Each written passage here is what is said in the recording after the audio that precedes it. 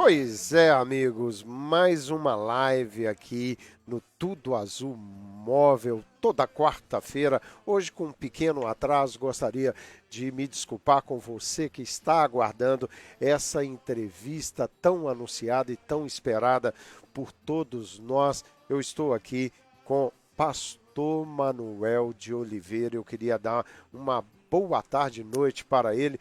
Pastor, Boa é um tarde. prazer em tê-lo aqui, amigo. Prazer é meu, prazer é meu. Já usufruí muito do tempo aqui, tem sido ótimo nossa conversa aqui, os probleminhas, as coisas que deram aí na transmissão, foi um tempo bom junto com você, mas Neuzinha, viu? Pois é, é interessante, né, que Deus está sempre no caminho do Senhor e nós vamos juntos nesse caminho, porque nós tivemos um problema técnico. Normalmente o nosso querido Jeff Bastos, que é quem eu recorro, não pôde nos atender, provavelmente dando aula, e você tem um amigo, um técnico, que estava a 2 minutos daqui, o senhor o acionou e ele resolveu o nosso problema. Isso é muito legal e realmente eu não queria perder essa entrevista, porque, pastor, o senhor tem uma história muito bonita. Eu a conheço dos anos 2000 para cá, à frente da New Life Church. Sim. Aquele trabalho inicial,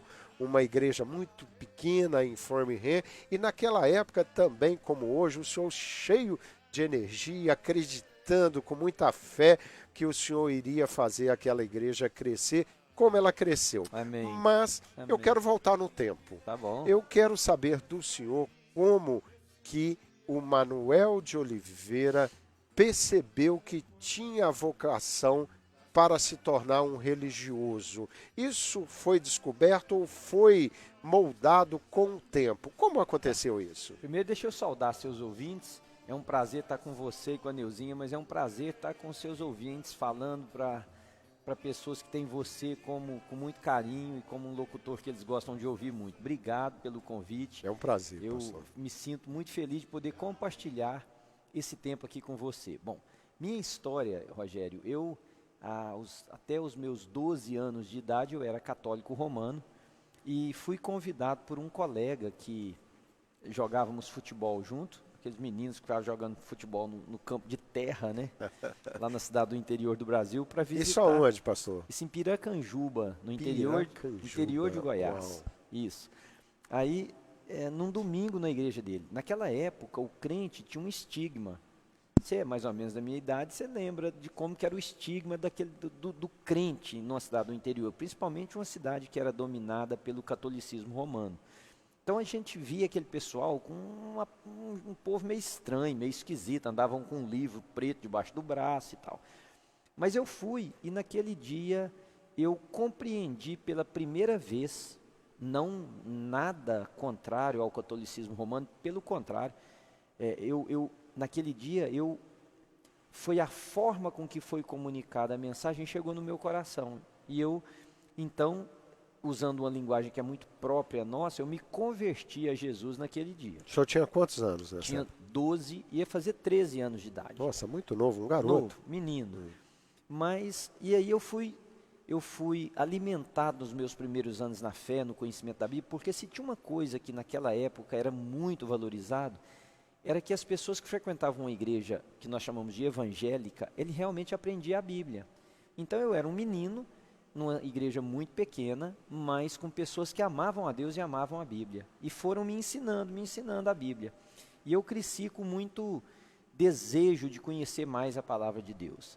Aí tem uma parte, Rogério, que é o que vem do místico, né, pra gente. Eu creio no mover sobrenatural de Deus, eu creio que Deus faz coisas que a gente não explica pela palavra, pela lógica. Tinha um senhor muito querido na igreja, um senhor já de idade, que me chamava de Manuelzinho. E um dia ele disse assim para mim, nós estávamos num acampamento, numa fazenda, e ele estava me olhando assim de longe, e ele aproximou de mim e falou assim, Manuelzinho, deixa eu te falar uma coisa, Deus falou comigo que você vai ser um pastor. Isso eu tinha 14 para 15 anos de idade. O último pensamento meu no mundo era ser um pastor, Rogério. O último. Por quê? Porque eu já tinha vivido tempo suficiente na igreja para perceber o sofrimento dos pastores. Ao contrário do que muita gente diz, e existe maçãs podres em todo lugar. Todo lugar. Você conhece advogados extremamente íntegros, você conhece advogados que são inescrupulosos, você conhece médicos, enfim, né? Toda a área. Mas eu vi muito pastor sofrer, porque ser um empregado de uma igreja não é fácil, não era fácil ainda, muito mais naquela época. Eu vi pastores se aposentarem e não terem o que comer, depois de terem dedicado 30, 40 anos da sua vida ao cuidar das pessoas, não ter ninguém para cuidar deles. Então era a última coisa que eu queria. Bom, aquilo ele falou, ficou no meu coração, enfim, passou. Quando eu tinha 17 para 18 anos de idade, eu participei de um treinamento de jovens e novamente uma pessoa que estava lá me falou a mesma coisa. Falou, olha, não sei se você já parou para pensar nisso, mas Deus está te chamando para um ministério. Quer dizer, isso já começava a te perseguir, né? Sim, mas assim, sem a menor pretensão da minha parte. Aos 20 anos de idade eu me casei, eu ia completar 20 anos quando eu me casei, e um ano depois, em 1987, eu e a Ana, minha esposa, viemos para os Estados Unidos. Como qualquer outra pessoa, viemos trabalhar, tentar fazer a vida, como qualquer outro imigrante. E aqui, quando eu cheguei, tinha uma igreja bem pequenininha que nós começamos a frequentar e ajudar essa igreja. E novamente, por algumas vezes, veio uma palavra da parte de Deus na mesma direção que eu te falei. Mas eu venho de uma família de professores, de gente que... Eu acho que tem mais professor na minha família do que qualquer outra profissão. Minha mãe foi professora por quase 40 anos. Vocês são quantos irmãos? Nós somos 7, éramos 7, eu perdi um irmão. Então somos 6 irmãos, mas assim, de tios, de primos, de minha própria mãe, minha irmã, enfim. Então, quando eu comecei a estudar aqui, meu alvo era ser um professor universitário, era o que eu queria ser, um professor universitário. Como eu era um homem cristão e eu fui para um seminário, eu queria ser um professor na área de religião, em alguma das matérias ou até mesmo de humanas, como filosofia, sociologia, antropologia, alguma coisa assim. E aconteceu, depois lá na frente, um dia a minha denominação queria plantar uma igreja na cidade de Framingham. E me convidaram. E eu não queria ser pastor de uma igreja local, por diversas razões. Bom, eu sou professor, eu dou minha aula, eu tenho meu salário, eu sou digno do meu salário. O pastor que trabalha, às vezes, 1000 vezes mais do que um professor, as pessoas acham que ele rouba ou que ele sobrevive da igreja. É uma coisa que não dá para entender, né? Não entra na minha cabeça. Começa a chamar a atenção onde você mora, o carro que você usa, a roupa que você usa, não é isso? Imagina que coisa assim mais desumana. Quer dizer, qualquer profissional pode ser íntegro no seu trabalho, lidar com as suas finanças com dignidade e adquirir coisas. O pastor, se ele fizer isso, ele está roubando. Então era a última coisa que eu queria na minha vida. Mas naquela época, por causa de uma coisa muito peculiar, que eram os meus 2 filhos, quando eu recebi esse convite, eu disse assim, meus filhos sabem quem é o pai deles. Então eu vou assumir esse compromisso para que os meus filhos tenham uma boa perspectiva do Evangelho. Então quem me levou para o ministério foram os filhos? A Sara e o Pedro. Interessante, a Sara era pequenininha e o Pedro era baby. Aliás, é a dádiva de ser pai, né? A maior missão da vida de um homem, né? Você tem que servir de exemplo. Então, o senhor buscou na religião o melhor exemplo que o senhor poderia dar para os filhos. Porque eu sabia que os meus filhos veriam o pastor na igreja, mas eles veriam o pai em casa. Então, eles saberiam se o pai deles fosse um homem mentiroso, se o pai deles fosse um homem desonesto, porque eles iam me ver na intimidade, quando mais ninguém visse. E naquela época que eu pensei, se os meus filhos virem esse caminhar com Deus de forma séria, isso vai servir de baliza, de exemplo para a vida deles, e aí eu estou satisfeito, cumpri meu papel. Minha maior igreja é uma igreja de 3 pessoas, que é a Ana, a Sara e o Pedro.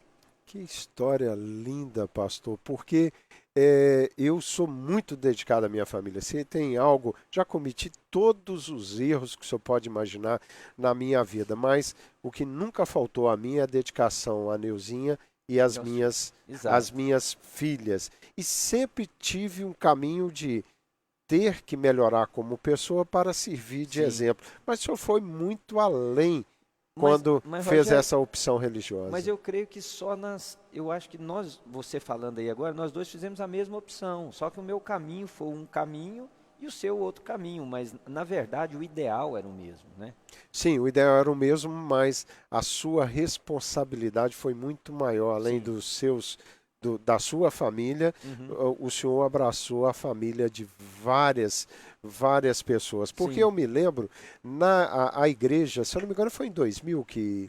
2000, 2000, exatamente. não foi? 1999 nós começamos com um pequeno grupo em Framingham, numa casa, e aí em 2000 foi quando você nos conheceu lá na igrejinha da Edgell Road. Que o Beto, meu irmão, Isso, era membro de isso. lá, logo que cheguei me levou para a sua igreja. Aliás, é algo que desde aquela época nós, a família, queríamos ir para a igreja que o senhor comandava. Mas nós tínhamos a Neuzinha, que entre nós era a mais católica de todos. Isso, eu me lembro. E a Neuzinha me pediu, falou, olha, vamos fazer o seguinte, eu sei que você tem algumas restrições em relação à igreja católica, mas vamos para a carismática, que você lá vai conseguir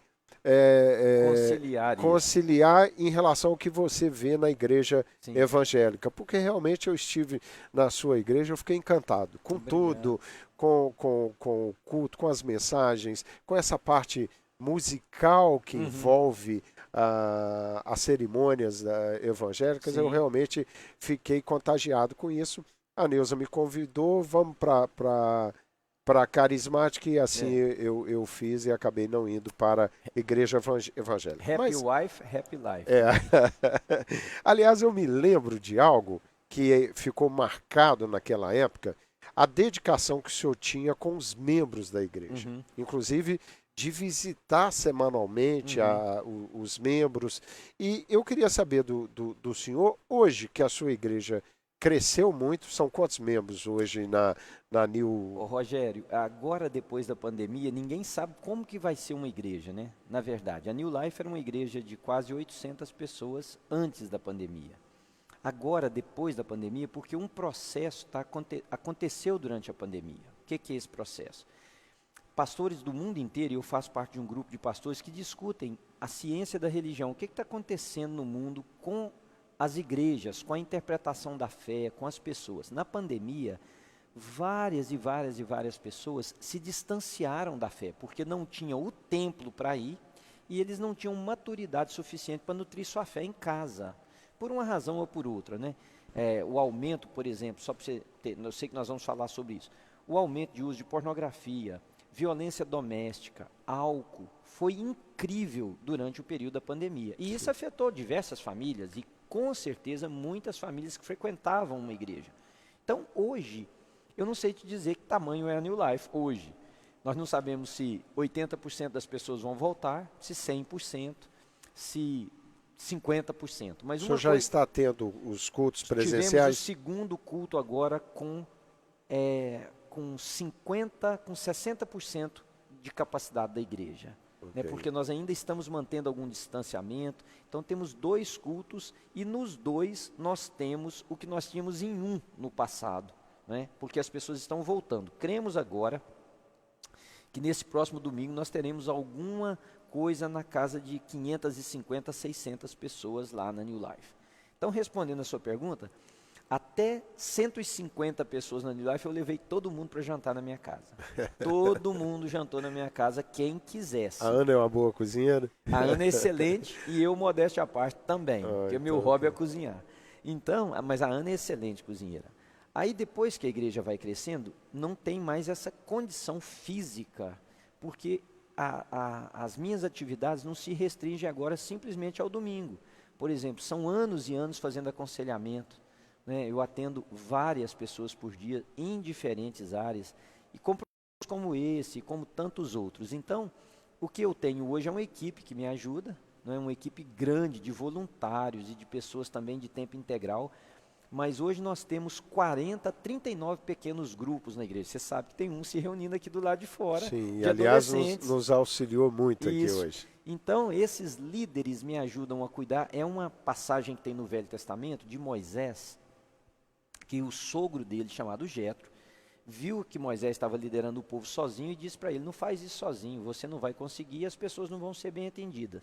Então ali tem o que nós conhecemos do princípio de Jetro na Bíblia. Ele instruiu Moisés a ter líderes abaixo dele, os problemas mais fáceis são resolvidos nas bases, os problemas mais graves eram trazidos para Moisés. Então, não me comparando com Moisés, mas a gente segue o mesmo princípio. Então, problemas que um líder pode resolver, ele resolve sem me contactar, sem nada. Problemas que precisam da minha interferência, então eu sou acionado para poder fazer. Mas amo estar com pessoas, amo poder visitar alguém, tomar uma xícara de café, bater papo, sentar. Você disse da igrejinha lá, né? Nós nos assentávamos no meio-fio, na rua, para ficar batendo papo depois da hora que a gente tinha que ir embora. Eu fiquei fascinado na época porque acabava o culto e tinha aquela resenha, aquele lanche depois do culto que eu achava sensacional, porque nós tínhamos acabado, eu e a minha família, de chegarmos aqui. E o que você mais quer nesse momento é ser acolhido. Essa parte da igreja evangélica, eu ficava entusiasmado, as pessoas chegarem em você, querer saber. Quer dizer, você entra na igreja, todo mundo sabe que você é um visitante. Exato. Né? Eu sempre fui fascinado com esse lado da igreja evangélica, essa atenção ao visitante. E esse comprometimento que a gente não vê normalmente, e sem entrar aqui ou falar mal da igreja católica da qual eu pertenço, mas a igreja católica não exige dos seus membros... Mas você sabe que tem algumas paróquias em particular que estão mudando esse processo? Eu tenho alguns amigos que são padres, né, e algumas comunidades locais mais ligadas ao movimento carismático, estão entendendo essa questão do convívio, da comunhão, pós-serviço religioso, ou extra, eu deveria dizer, serviço religioso, né? E na realidade, você com isso encurta o distanciamento daquela coisa do padre, que fica isolado, vive isolado pelo fato de não poder ter escolhido aquela caminhada, não pode casar. E aí, a impressão que eu tinha, às vezes, na igreja católica, isso eu deixei um pouco para trás, é que o padre falava uma língua e a gente vivia outra. Então isso me distanciava. Por causa do distanciamento. Até o posicionamento de uma igreja católico-romana, Rogério, isso vem da história, né? Isso vem desde a interpretação na Idade Média do clérigo e do leigo. Você pode perceber que do último banco até o lugar onde o sacerdote fica tem um distanciamento. Não importa se a igreja é pequenininha. E aquilo era exatamente para mostrar às pessoas a ascensão do sacerdote diante das pessoas, né? Nada de errado isso, a gente está apenas explicando. Então o entendimento era esse, né? O entendimento na época era esse, né? Hoje mudou, tem padres que são espetaculares no convívio com as suas paróquias, enfim, e esse espaço talvez tenha sido muito reduzido já. Pastor, olha, bater um papo com você é a coisa mais gostosa e eu estou tentando aqui achar um caminho, porque são tantas coisas que eu gostaria de falar, que eu já cheguei à conclusão desde o início, que quando o senhor chegou, que nós vamos ter que fazer outras para poder tirar do senhor essa riqueza de conhecimentos que o senhor tem. E aí, eu peguei um currículo que o senhor me mandou, e são vários, bacharel em teologia, mestre em religião, doutor em ministério urbano, estudo de mestrado, dedicou-se, e aqui é algo que eu gostaria muito da gente bater um papo, dedicou-se a problemas urbanos como pobreza, baixa retenção de escolaridade nas classes imigrantes e também entre os negros, né? E problemas resultantes do processo imigratório. Eu queria muito explorar um pouco isso, porque nós temos um tipo de imigração muito confusa, né? Que as pessoas vêm para cá, tomam a decisão de vir para cá, junta a família, a esposa, os filhos, e não tem noção de como funcionam as coisas aqui nos Estados Unidos da América. E aí começa realmente a família a ser destruída. Como o senhor enxerga essa maneira que nós imigramos para cá e qual o processo que o senhor tem tentado implementar na sua igreja para que as pessoas tenham um entendimento mais uma visão mais global do que acontece conosco aqui. Eu vou ter que dividir a sua pergunta em algumas, pelo menos em fatias. Ok. Primeiro, Rogério, é que o processo imigratório, ele é um processo muito violento, muito agressivo. Eu dediquei e dedico ainda, se você for na minha biblioteca, capaz que os livros, a maior quantidade de livros que eu tenho é no aspecto da interação da cidade com o imigrante, do pobre. Eu vejo a Bíblia a partir do cuidar de Deus com o pobre. A palavra de Deus nos ensina a cuidar do órfão, do imigrante e da viúva. As três classes que no contexto judaico eram as menos favorecidas.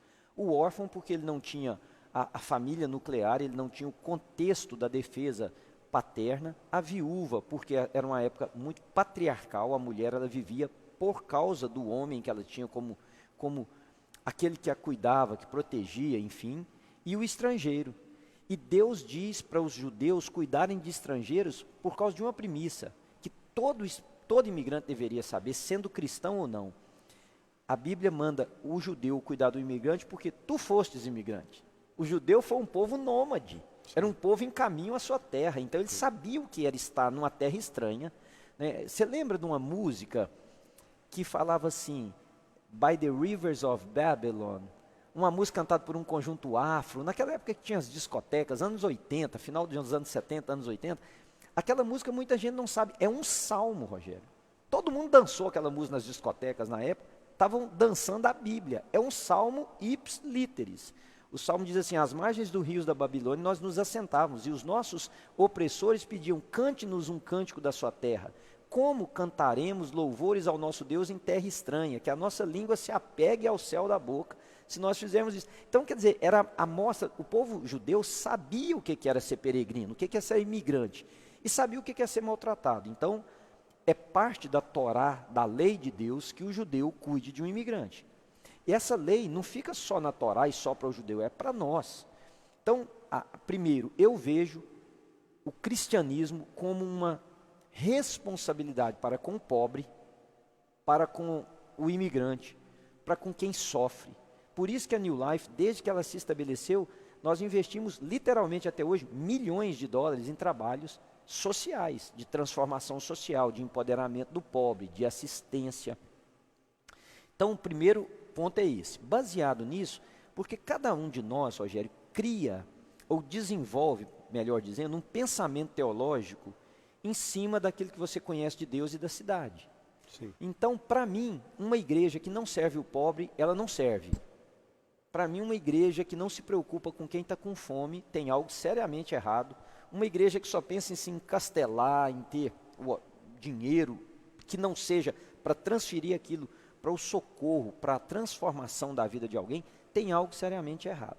Agora, vindo para o processo migratório, toda imigração é muito brusca. Por quê? Porque as pessoas rompem com princípios que são muito queridos, muito profundos. Ele rompe com a família, primeiro ele rompe com a cultura dele, ele rompe com o país, ele rompe com a língua, ele deixa, marido deixa a mulher para trás e filhos.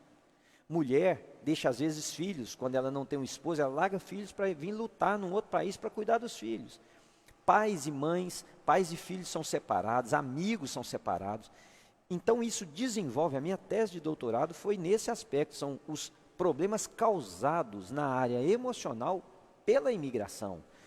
Porque você deve ter encontrado gente que, assim como eu, a gente fica lembrando e fala assim, que saudosismo daquela época, lá da cidade, dos amigos, das resenhas, seja lá do que fosse que você fazia, só que aquilo não existe mais. Não existe. Aliás, quando você principalmente retorna à sua origem, você confirma isso. Mas até você confirmar que ele está tão vivo em você, por quê?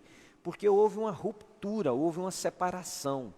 Então a pessoa chega num outro país que ela não é aclimatada, ela não gosta do clima, a comida é diferente. Isso eu estou falando na época que eu cheguei aqui, né? Hoje o pessoal chega quase que num Brasil pequeno aqui. Mas tem o clima, tem a cultura, tem a língua, né? Tem a carência de tudo, desde dinheiro, emprego, tem a documentação que é muito difícil. E isso vai acarretando, Rogério, uma série de problemas emocionais. Estudando as outras imigrações, por exemplo, que vieram antes de nós, os italianos, os irlandeses, sempre, os portugueses têm traços comuns todo o processo imigratório. E na história das imigrações, sempre havia ou um padre, principalmente nas épocas anteriores, um padre ou um pastor que acompanhava o processo migratório. Então eu vejo a igreja como primeiro, um lugar de refúgio, de abrigo, de aceitação. De recuperação desses valores que você deixa para trás? Tanto quanto possível, porque você nunca vai substituir o pai ou a mãe de alguém, mas você pode ser um amigo, e você pode trazer ternura para um coração que carece, você pode trazer doçura para uma vida que está se sentindo muito amarga. E então, esse lugar de refúgio, mas um lugar também de ajuda. Por exemplo, eu sei onde tem um trabalho, você precisa de um trabalho, a gente pode se ajudar. Tem alguém aqui que é um empresário com mais tempo de carreira, para alguém que está começando, por que você não dá uma mentoria? Tem aqui uns jovens que não sabem, por exemplo, parte da minha tese de mestrado foi por que os filhos de imigrantes e os African Americans, os negros, deixavam tanta high school, o dropout que a gente conhece, ou eles não prosseguiam para a universidade. Então nós descobrimos naquela época muita coisa interessante, por exemplo, a falta de mentoria quando eles eram mais jovens, porque o imigrante pensa assim, meu pai veio para cá e ele foi trabalhar como um house cleaner ou uma pessoa que limpa um restaurante ou uma pessoa que trabalha na terra, num landscape, é isso que eu vou fazer, é isso que tem para nós, é isso que nos está destinado. Então, nesses 20 anos da New Life, eu pelo menos, tentei mudar muito nos jovens isso. Não. Nós chegamos aqui, nós tivemos que fazer o que precisava ser feito para sobreviver, mas exatamente para que você agora pudesse ter um degrau a mais. Nós chegamos nesse degrau, você agora está nesse.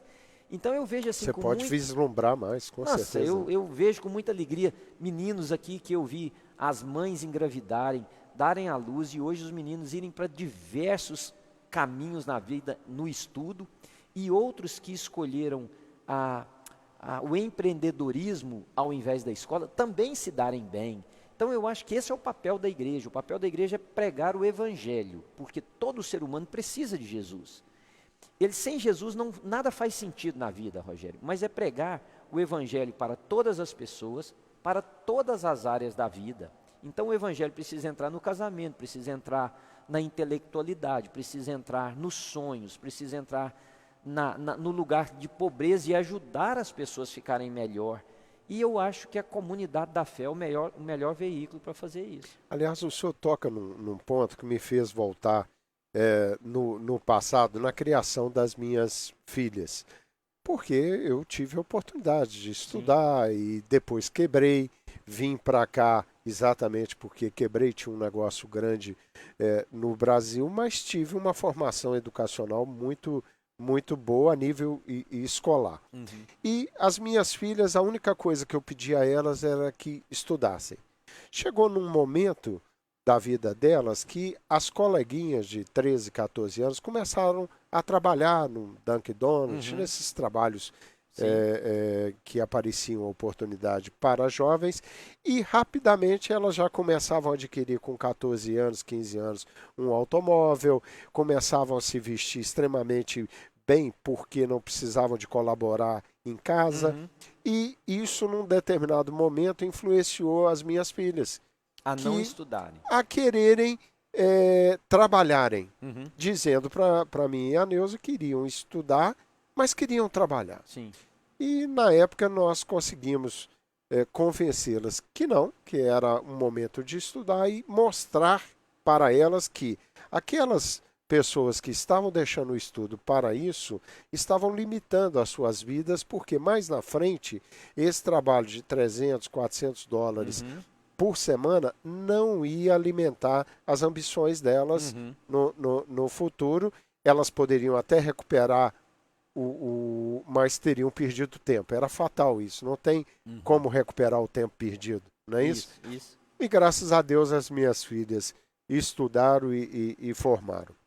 E eu acho interessante quando o senhor entra nesse ponto, porque a igreja passa a ser importantíssimo nessa questão de abrir a mente das pessoas, não só na questão espiritual, mas mostrar que as oportunidades estão para todos. Sim, né? E é um processo, Rogério, até revolucionário, porque até a década de 70, a igreja não...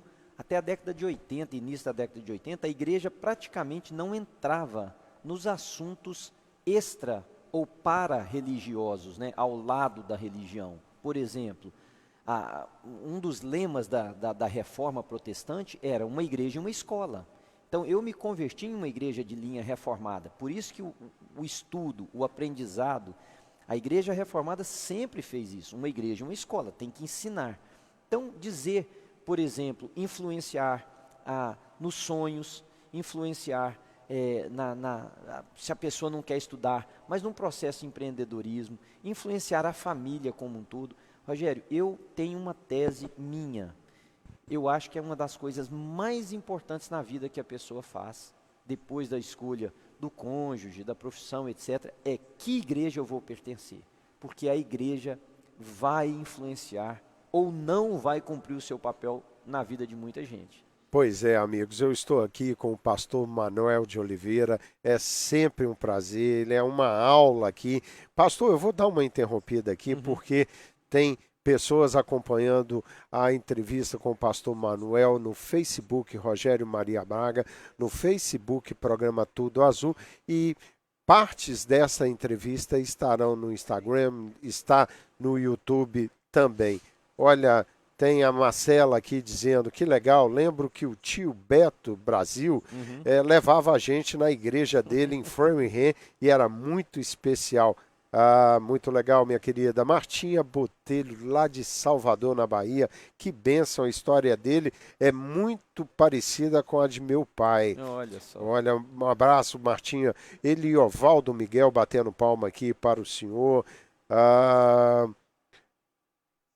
Vasconcelos aqui, a família está toda aqui, pastor Manuel de Oliveira é uma bênção, Zé Pereira, grande amigo, dizendo grande abraço ao Rogério e meu querido pastor Manuel de Oliveira, Renata Sartori, que mensagem linda, Rosângela de Almeida, um abraço Rosângela, todos aqui no Tudo Azul Móvel recebendo pastor Manuel de Oliveira. Pastor, vamos seguir um pouquinho, vou dar uma apertadinha no senhor, porque tem algumas questões, o senhor comentou a questão da pandemia, nós tivemos o isolamento social, que trouxe muita violência doméstica. Assustador o número. Né? Assustador os números, e principalmente na comunidade brasileira.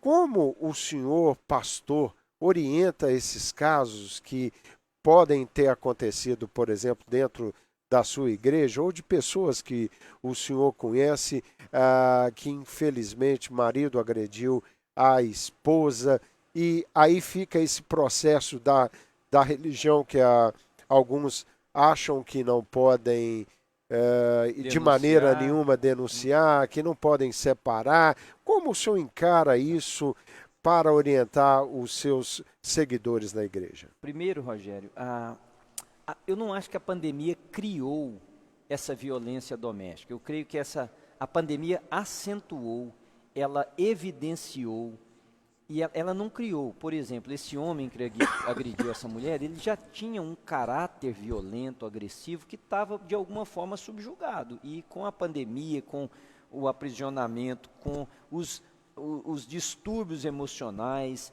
enfim, e com o relacionamento que não era bom, isso veio à tona. Se acentuou mais ainda. Acentuou muito, e não é somente aqui, aconteceu na Europa. Eu tenho amigos na Europa que nós olhamos relatórios juntos, no Brasil, diferentes países da Europa.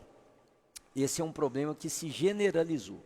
É como, por exemplo, o aumento do consumo de álcool durante a pandemia em todas as classes sociais. A pessoa se viu confinada em casa, muitos buscaram um refúgio na bebida. E com isso, muitos se tornaram alcoólatras, dependentes de bebida alcoólica.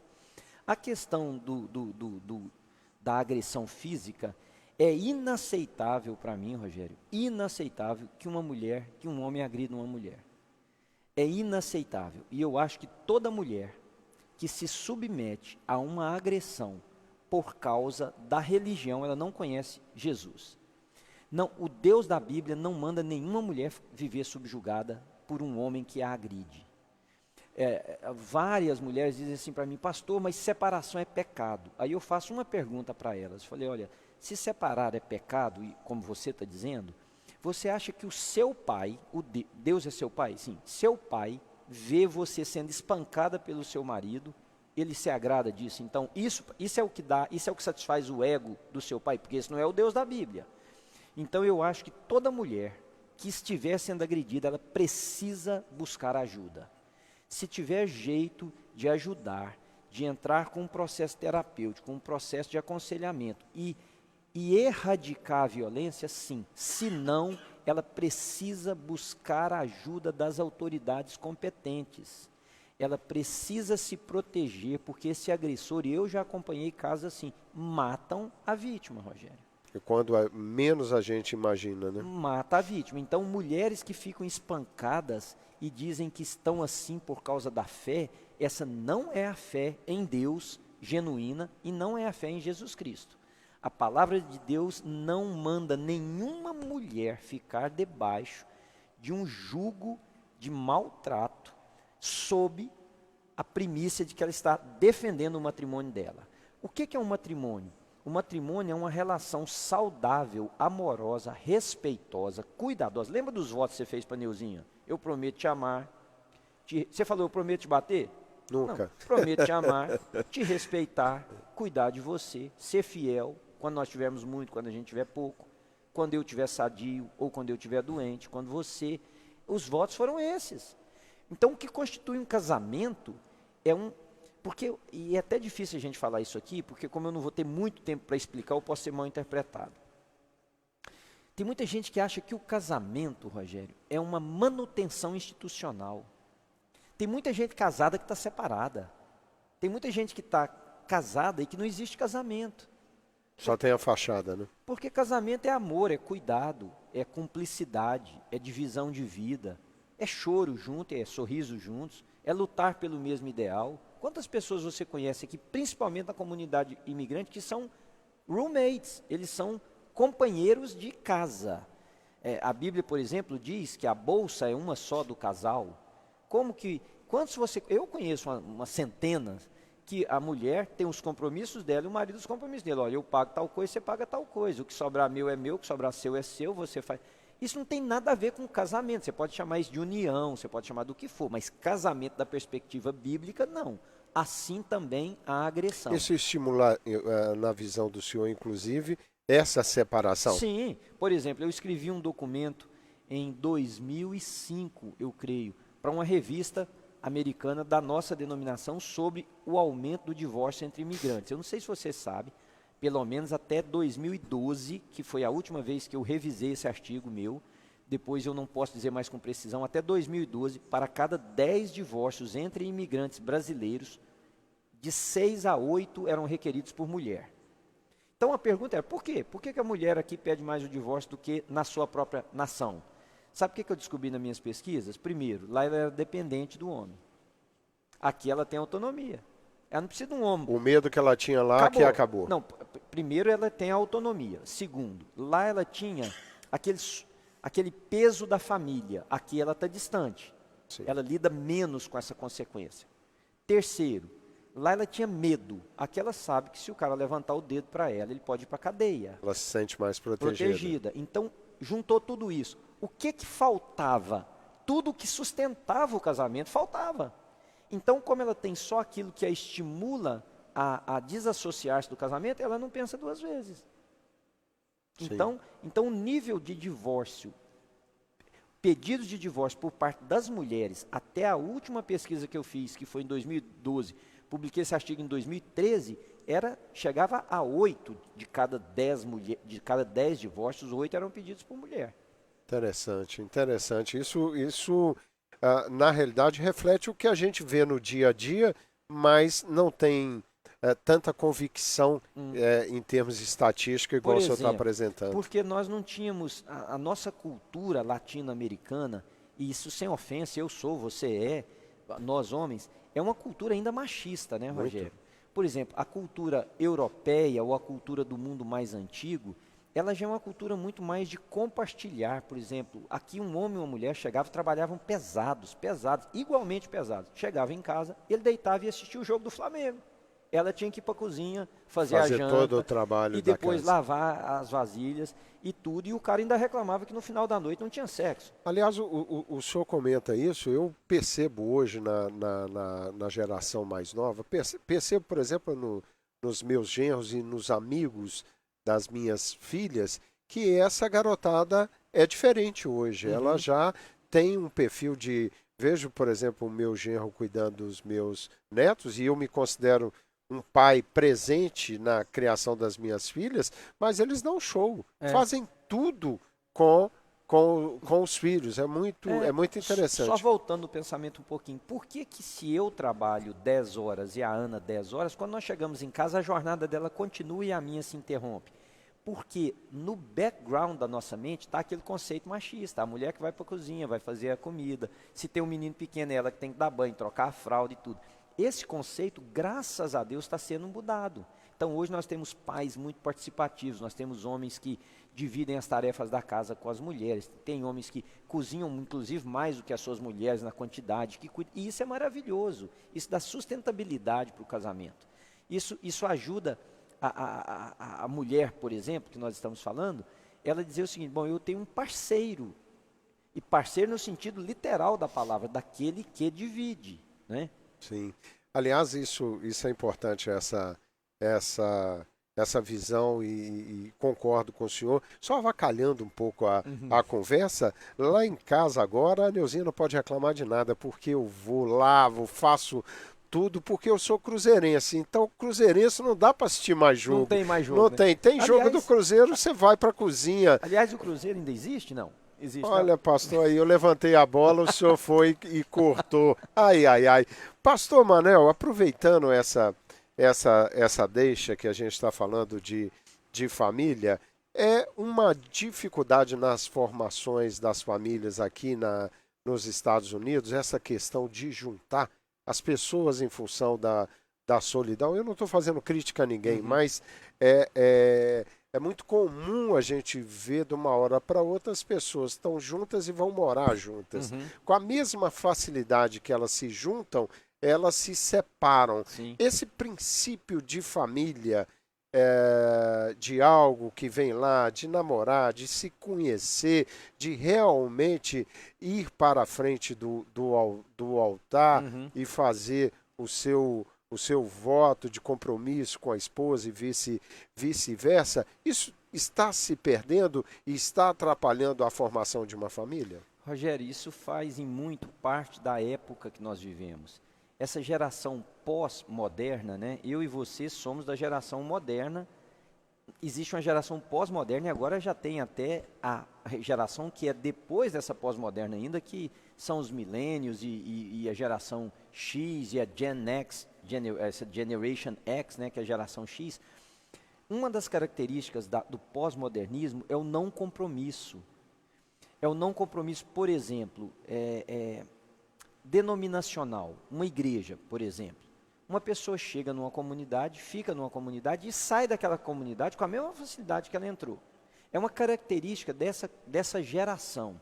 Então isso está em todos os aspectos da vida, inclusive no casamento.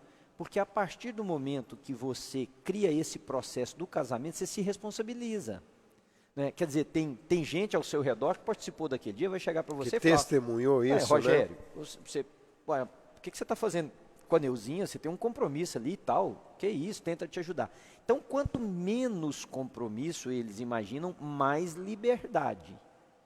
E por isso está se tornando cada dia mais difícil fazer com que essa geração entenda a sua responsabilidade e o seu compromisso no que nós estamos falando aqui para com o outro. Mas isso está em tudo, Rogério. Está em amizades, está em sociedades, está na igreja, está no pertencimento a um grupo qualquer. A pessoa entra e sai da forma mais rápida possível. No seu trabalho de evangelização na igreja, o senhor tem conseguido fazer com que os casais entendam isso e mudem essa postura de estar junto e passem a ter interesse em casar e ter esse compromisso, que eu vou chamar de um compromisso mais sério, a partir de realmente se comprometer com algo muito maior do que a gente, que é a família. Sim. Né?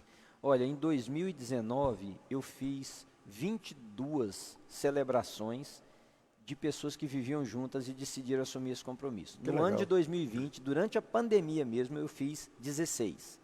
Então, eu sempre trabalho nessa perspectiva de ajudar as pessoas a entender. Tenho sucesso 100%? Nunca, não.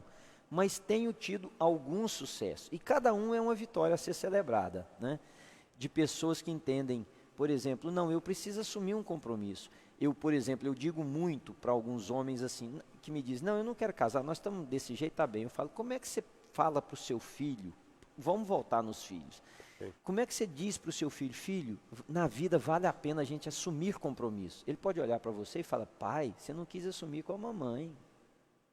Eu não teria onde colocar minha cara se meu filho falasse uma coisa dessa comigo, né? Então, eu parto dessa linha. Eu tento as pessoas entenderem qual é a vontade de Deus. A vontade de Deus não é um cara sair morando com a menina e vice-versa, e sem nada. A vontade de Deus é que se constitua uma família. Deus é Deus de família, no sentido de que a Bíblia nos diz que nós fomos adotados na família de Deus em Cristo Jesus. Então, tudo na Bíblia gira em torno de uma família. Não que a pessoa tenha que se casar, porque tem gente que escolhe não casar e está tudo certo. A Bíblia não proíbe isso. Mas o contexto de família, ele se replica desde a família nuclear, a família que nós constituímos como comunidade da fé, e um dia a grande família de Deus, que vai reunir os filhos de Deus de todos os lados, né, da face da terra, vivos e mortos, e a gente vai estar com o Senhor na eternidade. É muito bonito isso, pastor, esse desafio seu e de estatisticamente mostrar que está dando certo com essas uniões. Pastor, eu sei que o senhor tem um compromisso daqui a pouco, eu tenho mais uma pergunta, porque é uma curiosidade minha em relação aos gays. Eu tenho amigos, tenho parentes gays, e eu fui, durante o tempo, mudando o meu comportamento e a minha visão em relação aos gays, exatamente por descobrir amigos, descobrir parentes, pessoas próximas que se declararam gays e já existia um amor por elas. Eu não tinha, por mais decepcionado em alguns casos que eu poderia estar, pegar o amor, tirar de mim e jogar fora. Não fazia e não faz sentido nenhum. Não existe razão nenhuma para você deixar de amar uma pessoa só porque ela fez uma opção sexual diferente da sua. Sim, né? Mas a questão toda, quando se conversa, pelo menos com essas pessoas, você volta na origem, volta sempre lá na família. Tem algo lá atrás que levou essa pessoa a desviar de algum caminho, e eu não digo nem que seja opção, porque eu não acredito que a pessoa faça opção para algo que é tão discriminado no mundo todo. O senhor, como pastor, qual é o acolhimento, a visão que o senhor tem em relação àquele fiel que busca a sua igreja e é gay? Sim. Olha, hoje eu tenho, através das mídias sociais e através até da própria igreja, um número razoavelmente grande de seguidores que são homossexuais.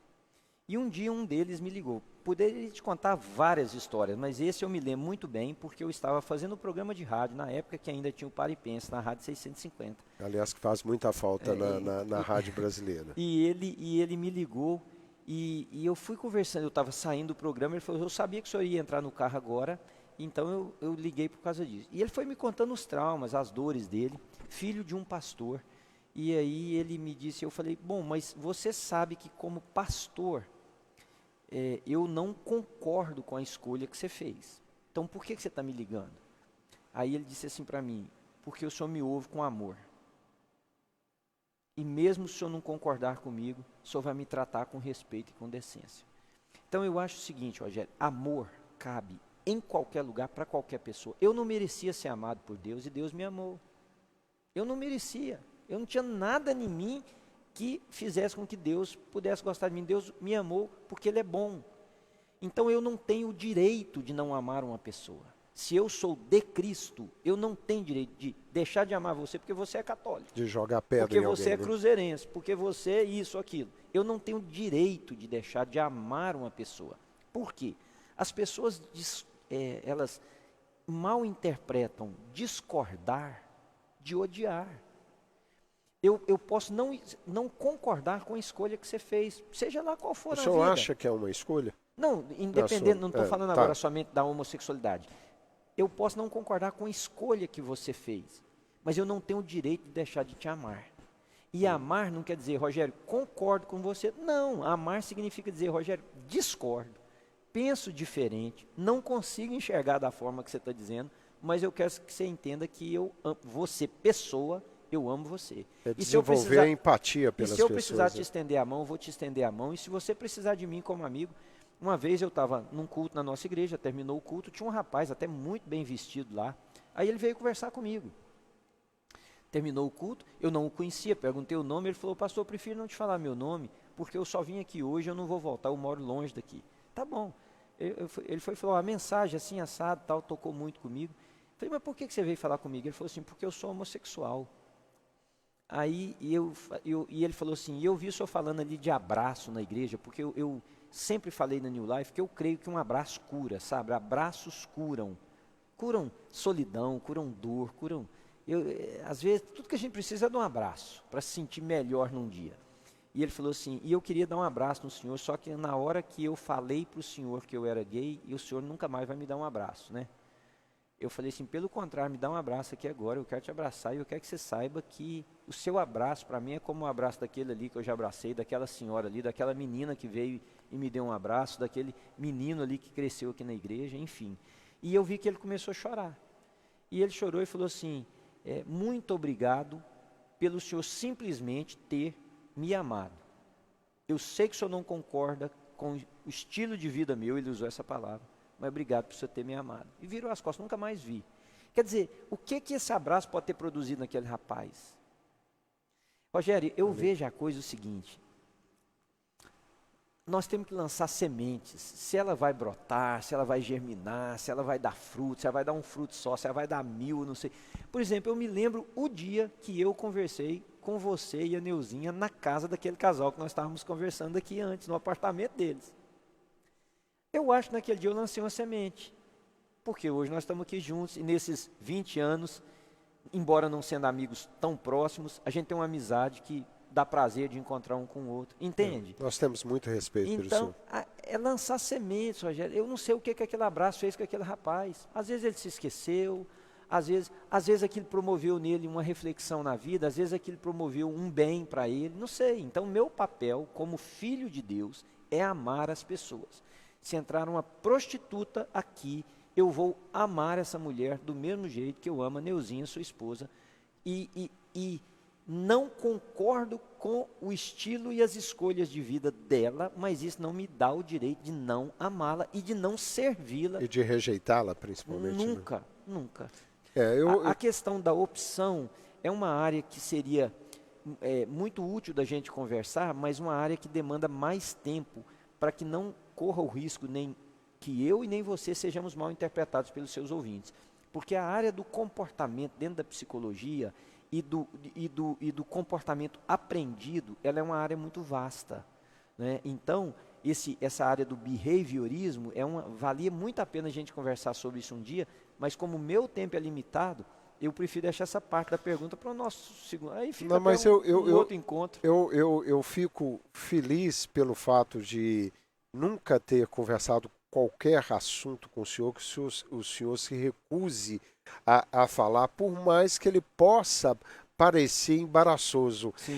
Esse sentido que o senhor dá em tudo que o senhor faz, quer dizer, o amor e de acolhimento, acho que é algo que todos nós temos que aprender e repassar isso para as pessoas. Quer dizer, recebo amor dou amor, recebo coisas ruins, não vou devolver essas coisas ruins. E porque é o seguinte, Rogério, o meu interesse na vida não é ter uma boa performance. Eu não vivo por uma performance. Eu quero andar na luz. Eu quero que a minha vida seja clara, seja transparente. Eu quero que o que eu creio seja transparente. E eu creio, e eu quero, perdão, estar num processo de aprendizado e de transformação com Jesus a cada dia da minha vida. Então, muitas pessoas em pré-entrevista, como a que nós temos aqui hoje, às vezes a pessoa me diz assim, olha, não vou perguntar tal assunto não, para não te colocar numa situação difícil. Eu falo, não, eu e você não combinamos nada, eu falei para você, pergunte o que você quiser, fale sobre o que você quiser, porque eu quero viver minha vida assim, na luz. Pastor, para fechar, e essa é rapidinha, o que o senhor diria para aquelas pessoas que vão à igreja evangélica ou à igreja católica e não gostam de quem está lá na frente, do representante de Deus lá na frente, ou o pastor, ou ao padre, e justificam para si mesmo que não vai naquela igreja por causa do pastor ou por causa do padre. É algo muito comum que a gente vê. O que o senhor diria para essa pessoa? Bom, eu passo isso, né? Algumas pessoas não vão na Unilife porque não gostam de mim, outras vão e saem porque não gostam de mim, enfim. Uma das tarefas mais difíceis da vida, Rogério, é ser líder. Porque o líder, ele tem que se posicionar enquanto outros podem ficar nas sombras. O líder tem que tomar decisões difíceis e o líder tem que tomar decisões, às vezes, baseadas em informações que ele nunca pode compartilhar com os outros. E isso faz com que as decisões dele sejam mal interpretadas. Isso faz com que as pessoas possam tê-lo como uma pessoa maldosa, ou desumana, ou dura, enfim. Eu já recebi algumas dessas acusações. Mas eu tento dizer para as pessoas o seguinte, a escola tem um diretor, o banco tem um gerente, a empresa tem um gerente, um administrador. Todo lugar, Rogério, que se institui tem uma forma de liderança. Ponto é que muitas pessoas têm muita dificuldade de se submeterem à liderança. São pessoas que elas têm um espírito de independência muito grande. E qualquer igreja que elas forem, qualquer denominação, aliás, eu me atrevo a dizer que qualquer forma institucionalizada de hierarquia, essa pessoa vai ter dificuldade. Só que na igreja ela pode expressar com mais violência, porque ela disse que é uma igreja, não tem nada com isso, então não gosta do cara, acha ele isso, acha ele arrogante. Eu já teve gente que deixou a New Life, porque eu deixei minha barba crescer. Várias pessoas não sabem que, numa época eu deixei, por causa do vitiligo, né, essa descoloração na pele que eu tenho, eu fazia um tratamento que era muito forte no rosto. Então o próprio médico disse, olha, deixa crescer a barba, porque os fios de cabelo da barba vão filtrar um pouco dos raios que a gente emite, e principalmente porque eu queimava muito meus lábios, às vezes dava bolha. Então a pessoa não teve a coisa, chegou para mim e falou assim, não, homem de Deus não pode ter barba. O que é um absurdo, mas deixando de lado o absurdo da barba, quer dizer, a pessoa nem me perguntou, por exemplo, por que o senhor tem? E eu explicaria, da mesma maneira que eu estou dizendo aqui hoje, publicamente, para não sei quantas mil pessoas aí ouvirem. Então, eu sinto muito por essas pessoas e acho que elas precisavam revisar, primeiro, a fé delas em Jesus e, segundo, a própria interpretação social delas, né, Rogério? Porque tudo numa sociedade tem estrutura. Muito, muito bom, pastor. Aliás, só justificando a minha barba, é o melhor método contra a careca. Depois que eu pus a barba, ninguém falou comigo que eu continuo careca. Por quê? Porque quando eu não tinha a barba, todo mundo falou, nossa, está careca, está careca, está careca. Eu pus a barba e esqueceram da careca. Pastor, a última aqui, esse ouvinte pede uma mensagem para as pessoas que passaram muitas dificuldades na pandemia para fechar a nossa entrevista de hoje. Rogério, não desista. Eu falei várias vezes durante essa pandemia, em diversos ambientes, não desista. O Deus da Bíblia é um Deus de segunda chance, terceira chance, 10ª chance. Uma palavra que você não encontra na Bíblia é desanima, larga no meio do caminho. Aliás, o Senhor Jesus, 2 vezes, ele falou assim, olha, se o seu fardo está pesado demais, traz ele e larga no meu pé e pega o meu que é manso. A Bíblia, é leve, perdão, a Bíblia é um livro de encorajamento, de incentivo. Por mais que essa pessoa tenha sofrido na pandemia, todos nós perdemos gente próxima, Rogério. Todos nós vimos pessoas ficarem entubadas, algumas morrerem, amigos, familiares, dor que nós não sabemos imaginar, mas levanta a cabeça, enxuga as lágrimas, vai um passo de cada dia, mas creia que Deus vai... Eu não posso nem dizer, Deus vai te dar uma coisa melhor, porque quem perdeu a mãe, como é que Deus vai dar uma coisa melhor do que mãe? Não tem uma coisa melhor do que mãe. Mas Deus vai enxugar a lágrima, Deus vai dar a coragem, e essa pessoa pode experimentar paz, consolo no meio da tormenta. Eu creio nisso piamente, Rogério, piamente. Por mais que a gente esteja sofrendo, por mais que a perda tenha sido grande, a gente pode experimentar paz no meio da dor. E a gente pode usar a nossa dor para ajudar quem está sofrendo. Tem sempre alguém que está sofrendo mais do que a gente. Isso aí. Esse é o pastor Manuel. Pastor, queria te agradecer muito por essa entrevista. Foi um prazer. Vontade de ficar batendo papo com você aqui. E você está me fazendo lembrar do meu pai com essa música no fundo aí, ó, Luiz Gonzaga. É, né? Vida do Viajante. Papai era apaixonado com Luiz Gonzaga. Aliás, é um pouquinho... é engraçado, né? Porque eu me tornei radialista de uma hora para outra e é o momento que eu mais me sinto à vontade, aprendi a gostar disso, e esse caso agora do Tudo Azul Móvel está me fazendo exatamente exercer uma parte que eu acho que eu posso fazer em função da experiência que a gente adquire com a vida, que é entrevistar. E olha, entrevistar uma pessoa igual você é fácil e um prazer. Obrigado, pastor. Agradeço seus ouvintes por mim, muito obrigado, muito obrigado. Pois é, gente, até a próxima quarta-feira. Pastor Manuel de Oliveira vai estar no YouTube do Tudo Azul Móvel, Instagram, Facebook Rogério Maria Braga e Facebook Programa Tudo Azul. Até uma próxima, gente. Isso aí, pastor.